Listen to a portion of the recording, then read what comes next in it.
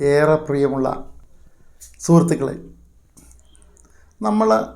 നമ്മളൊക്കെ കുഞ്ഞുങ്ങളായിരുന്ന സമയത്ത് നമ്മളിങ്ങനെ നടക്കാനൊക്കെ പഠിച്ചു വരുന്നൊരു സമയം, നടന്ന് വീഴും, നടക്കും, വീഴും, അങ്ങനെയൊക്കെ പോയിക്കൊണ്ടിരുന്ന സമയം, അങ്ങനെയൊക്കെ ആയിരുന്നു നമ്മൾ കുഞ്ഞിലേ. അതെല്ലാം കഴിഞ്ഞ് നമ്മൾ ഓടാൻ തുടങ്ങിയൊരു സമയം. നമ്മൾ ഓടുന്നു.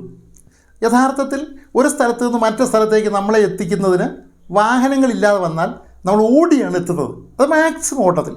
ആ ഓട്ടത്തിൽ ഏറ്റവും കൂടുതൽ സ്പീഡുള്ള, ഈ ഭൂമിയിൽ ഇന്ന് വരെ കണ്ടെത്തിയതിൽ ഏറ്റവും സ്പീഡുള്ള ജീവി, അതിൻ്റെ പേരെന്ന് ഓർത്തേ, ഒന്ന് മനസ്സിൽ ഓർത്തേ, അതൊരു പുലിയാണ്. അത് പുലി. നമ്മൾ പറയത്തില്ല അവൻ പുലിയാന്ന് പറയത്തില്ലയോ, അവൻ പുലിയാണ്. ഏതാ? ചീറ്റപ്പുലി. ആ ചീറ്റപ്പുലിയാണ് അപ്രകാരം ഓടുന്നത്. ചീറ്റപ്പുലിയുടെ സ്പീഡെന്നൊക്കെ പറഞ്ഞാൽ ഒരു ജീവിയെ പിടിക്കാൻ ഇരയാക്കാൻ പോയി കഴിഞ്ഞാൽ ഇരയാക്കിയിരിക്കും. കാരണം അതിനേക്കാൾ സ്പീഡുണ്ട് അതിന്. അതിനെയൊക്കെ പറ്റിച്ചേച്ച് പോരുന്ന ചില മുയൽ പോലുമൊക്കെ ഉണ്ട്. അത് വേറെ കാര്യം, അതൊക്കെ നമ്മൾ കാണാറുണ്ടല്ലോ. അവിടെ നിൽക്കട്ടെ, ഞാൻ സൂചിപ്പിച്ച് വരുന്നത് ഈ ഭൂമിയിൽ ഏറ്റവും അധികം സ്പീഡുള്ള മാമലെന്ന് പറഞ്ഞാൽ നമുക്കറിയാം എന്താണ്? സസ്തനിയാണ്. ആ സസ്തനിയാണ് നമ്മുടെ ചീറ്റപ്പുലി. ആ ചീറ്റപ്പുലി നമ്മളൊരു ടിപ്പിക്കൽ എക്സാമ്പിളായിട്ടൊരു കക്ഷി എടുക്കുന്നുണ്ട്. അതിനെ സഹാറ എന്നും ഒക്കെ വിളിക്കുന്ന ഒരു പെൺ ചീറ്റപ്പുലിയാണ് നമ്മളതിന് സാമ്പിളായിട്ട് നമുക്ക് എടുത്തിരിക്കുന്നത്. അതിൻ്റെ ഏറ്റവും വലിയ സ്പീഡ്, അതായത് 100 മീറ്റർ 5.95 സെക്കൻഡ് കൊണ്ട്, 5.95 സെക്കൻഡ് കൊണ്ടാണ് ആ ചീറ്റപ്പുലി ഓടിയെത്തുന്നത്. 100 മീറ്റർ എന്ന് പറഞ്ഞാൽ അതിൻ്റെ സ്പ്രിൻറ്റ് നമ്മളൊന്ന് ആലോചിച്ച് നോക്കിയേ, 5.95. ഇനി ഞാൻ നിങ്ങളെ പരിചയപ്പെടുത്തിയത് ഈ ചീറ്റപ്പുലിയുടെ 5.95 സെക്കൻഡ് കൊണ്ട് 100 മീറ്റർ ഓടിച്ചെല്ലുന്ന, അതിനെ ലക്ഷ്യമിട്ട് മുന്നേറിയ ഒരു വലിയ സ്പോർട്സ് താരം നമുക്കുണ്ട്, ഒരു അത്ലറ്റിക് നമുക്കുണ്ട്. ആ അത്ലറ്റാണ് നമ്മളൊക്കെ അറിയപ്പെടുന്ന ഉസൈൻ ബോൾട്ട്, അല്ലെങ്കിൽ ലൈറ്റ്നിങ് ഉസൈൻ ബോൾട്ട്, അല്ലെ ലൈറ്റ്നിങ് ബോൾട്ട് എന്നറിയപ്പെടുന്ന ഉസൈൻ ബോൾട്ട്. ഉസൈൻ ബോൾട്ട് അവിടെ ലക്ഷ്യം വെച്ചത് എവിടെയാണ്? ടോപ്പിലാണ് ലക്ഷ്യം വെച്ചത്. ആ ലക്ഷ്യം വെച്ച് അദ്ദേഹം ഓടിയെത്തിയത്, അദ്ദേഹം കീഴടക്കാത്ത, ഈ മേഖലയിൽ, ഈ രംഗത്ത് അദ്ദേഹം കീഴടക്കാത്ത മെഡലുകളില്ല, അവിടെ കീഴടക്കി.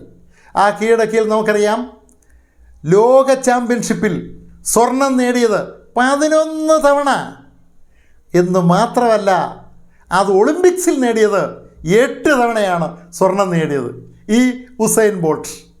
ആ ഉസൈൻ ബോൾട്ട് നമുക്കറിയാം 9.58 സെക്കൻഡാണ് ഈ 100 മീറ്റർ ഓടിയെത്താൻ എടുത്തത്. ആ റെക്കോർഡ് ഭേദിക്കാൻ ആർക്കും കഴിഞ്ഞിട്ടില്ല. അദ്ദേഹം നമുക്ക് നൽകിയ ഒരു വലിയ സ്ലോഗൻ എന്ന് പറഞ്ഞാൽ മുദ്രാവാക്യം. ഒരു മുദ്രാവാക്യമുണ്ട്. എന്താ മുദ്രാവാക്യം? ആ മുദ്രാവാക്യം എന്താ? അദ്ദേഹം 4 വർഷങ്ങളെടുത്തു ഈ റെക്കോർഡ് ഭേദിക്കാൻ, നിലവിലുള്ള റെക്കോർഡ് ഭേദിക്കാൻ തീരുമാനമെടുത്ത് 4 വർഷമാണ് അതിന് കഠിനമായ തീവ്രമായ തയ്യാറെടുപ്പുകൾ നടത്തിയത്. അദ്ദേഹം തന്നെ പറയുന്നത്, സാധാരണ ഒരു മാസമൊക്കെ കഴിയുമ്പോഴത്തേക്ക് ഇട്ടച്ചോടും. ഒന്ന് ആലോചിച്ച് നോക്കി, ദീർഘമായ 4 വർഷം 365 ഗുണം 4. ഒന്ന് ആലോചിച്ച് നോക്കി, ഇത്രയും സമയമെടുത്തു അദ്ദേഹം ഇതിനോട് തയ്യാറെടുക്കാൻ. അപ്പോൾ നമ്മുടെ ലക്ഷ്യം ഇന്നതാണ്. ആ ലക്ഷ്യം നേടിയെടുക്കണം. ലക്ഷ്യം ഏതായിട്ടത്? ഏറ്റവും ടോപ്പ് ലക്ഷ്യം ഇട്ടു.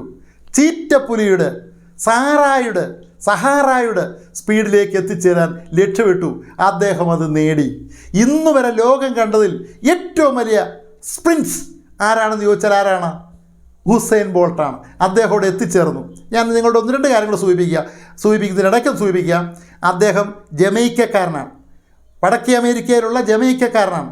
ഏത് ദേശക്കാരനാണെന്നോ, ഏത് വർഗ്ഗക്കാരനാണെന്നോ, ഏത് ഗോത്രക്കാരനാണെന്നോ, എന്ത് കളറുണ്ടെന്നോ, എന്ത് സൗന്ദര്യമുണ്ടെന്നോ ഒന്നുമല്ല, കോടിക്കണക്കിന് ആരാധകരെ ലോകത്ത് നേടിയെടുക്കാൻ കഴിഞ്ഞത് അദ്ദേഹത്തിൽ അന്തർലീനമായി കിടന്ന അദ്ദേഹത്തിൻ്റെ ഒരു സിദ്ധിവിശേഷം അത് കണ്ടെത്തി രംഗത്ത് കൊണ്ടുവന്ന് പ്രോത്സാഹിപ്പിക്കാൻ കഴിഞ്ഞതുകൊണ്ടാണ്.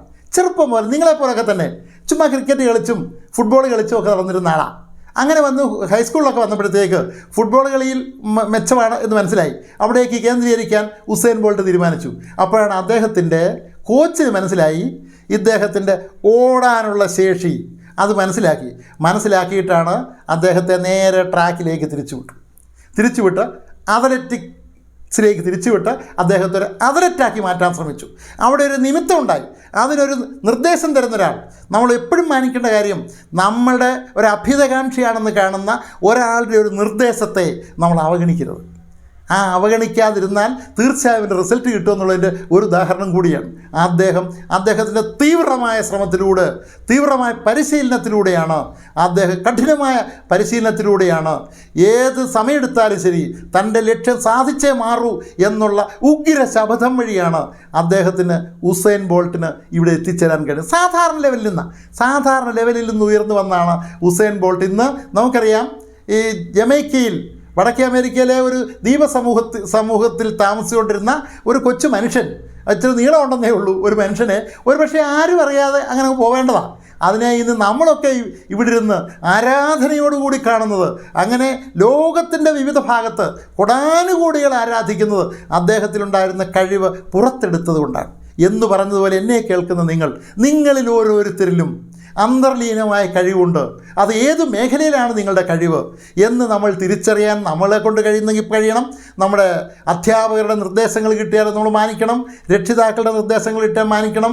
നമ്മളെ സ്നേഹിക്കുന്നു എന്ന് കാണുന്ന അഭ്യുദയകാംക്ഷികൾ നമ്മൾ ഉയരണം, വീണ്ടും നമ്മൾ ഉയരണം എന്നുള്ള ആഗ്രഹത്തോടുകൂടി നമ്മൾ പോകുമ്പോൾ അതിനെ സഹായിക്കാൻ കഴിയുന്ന അഭ്യുദയകാംക്ഷികളുടെ അഭിപ്രായങ്ങൾ നമ്മൾ സ്വീകരിക്കണം. അതിനെ ഒന്നും നിസ്സാരവൽക്കരിച്ച് വിടരുത്.